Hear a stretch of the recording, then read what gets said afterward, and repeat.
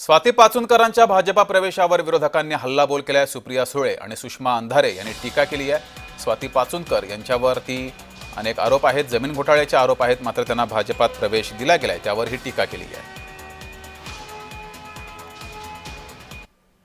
मला असं वाटतं इतकं सोपं असणार नाही। हे वॉशिंग मशीनचा एक नवीन प्रयोग असेल, त्याच्यामुळे जर वॉशिंग मशीनमध्ये ते घालणार असतील तरी जर त्यांनी देशाला आणि महाराष्ट्र राज्याला जर फसवलं असेल तर आम्ही ते सहन करणार नाही। भाजपाकडे जी माणसं येतात ती कुठून ना कुठून अत्यंत कष्टप्रद अवस्थेतली असतात, गुन्हेगारीचा ठपका ठेवलेली असतात किंवा कुठल्या तरी आरोपातून वाचण्यासाठी, घोटाळ्यातून वाचण्यासाठी भाजपचं वॉशिंग मशीन त्यांना फार गरजेचं असतं। हे पुन्हा एकदा सिद्ध होतंय। आता मुद्दा एवढाच आहे की भाजपाची अशी काय मजबुरी आहे की भाजपाला चांगली लोक मिळतच नाहीत। भाजपाकडे येणारी सगळी माणसं गुन्हेगारी प्रवृत्तीची आणि सराईत असणारीच कशी काय येऊ शकतात? काय या संबंधाने चंद्रशेखर बावनकुळे आणि देवेंद्र फडणवीस यांच्याकडे उत्तर आहे का?